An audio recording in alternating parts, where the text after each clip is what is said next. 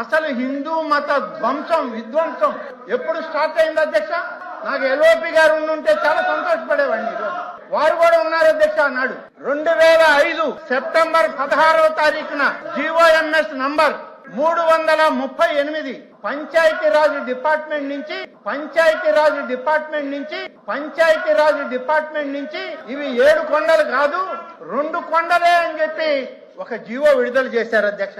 మీరు endowment minister, మళ్ళా ఇదే మాట రిపీట్ చేసిన మన కళ్యాణ్ కుమార్ గారేమో పంచాయతీరాజ్ మినిస్టర్.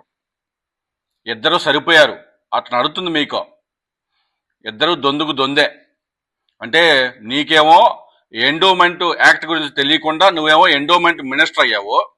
ఆయనేమో పంచాయతీరాజ్ యాక్ట్ తెలియకుండా ఆయనేమో పంచాయతీరాజ్ మినిస్టర్ అయ్యాడు.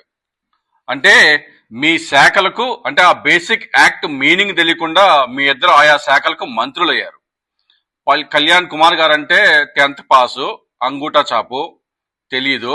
మీరేమో ఈ భూమి పుట్టినప్పుడు కానించి ఈ రాజకీయాల్లో ఉండారు. మీకు తెలీదా?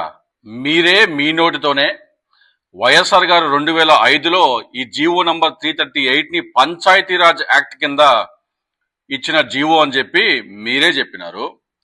పంచాయతీరాజ్ యాక్ట్ కి టెంపుల్ బౌండరీస్ కానీ టెంపుల్ ల్యాండ్స్ కానీ వాటిని మార్చే అధికారం, వాటిని తగ్గించే అధికారం, పెంచే అధికారం ఉందా అసలు?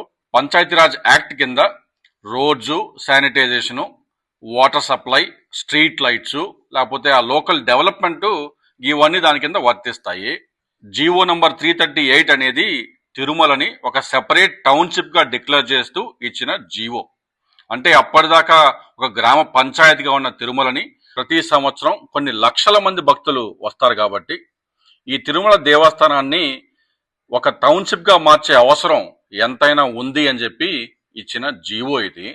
అంటే ఇక నుంచి తిరుమలలోని నీళ్లు, శానిటైజేషను, రోడ్లు, స్ట్రీట్ లైట్లు, ఆ లోకల్ డెవలప్మెంట్, భక్తులకు సదుపాయాలు ఇవన్నీ టీటీడీ పరిధిలోకి వచ్చేసాయి. అంటే క్రౌడ్ మేనేజ్మెంటు, లేకపోతే పోలీసులతోటి, ఆ డిస్ట్రిక్ట్ యంత్రాంగంతో, వీటన్నిటితోటి ఆ ఫారెస్ట్ డిపార్ట్మెంట్ తోటి కోఆర్డినేషన్ అనేది చాలా సులభతరం చేసేలాగా ఇచ్చిన జీవో ఇది. మరి ఎండోమెంట్ మినిస్టర్ మహాశయ, మీకు ఈ టెంపుల్ ల్యాండ్స్ కానీ టెంపుల్ బౌండరీస్ కానీ పెంచేది తగ్గించేది ఎండోమెంట్ యాక్ట్ అని మీకు తెలియదా? పంచాయతీరాజ్ యాక్ట్ కి ఆ అధికారం లేదని మీకు నిజంగా తెలియదా? అందుకే కదా వైఎస్ఆర్ గారు ఆ 746 జీవోని అంటే 7 కొండల్ని అంటే తిరుమలని 7 కొండలుగా డిక్లేర్ చేస్తూ ఇచ్చిన జీవో ఎండోమెంట్ యాక్ట్ కింద ఇచ్చినారు. లేకపోతే ఆ జీవో కూడా పంచాయతీరాజ్ యాక్ట్ కింద ఇవ్వపోయారా?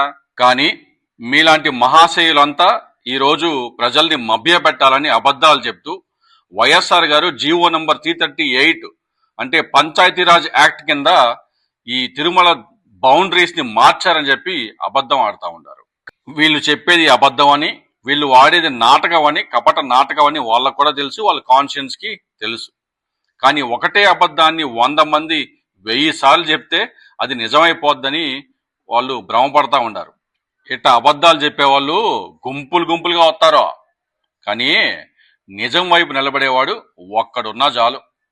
గదే ఆ 11 మంది బలం, నిజం.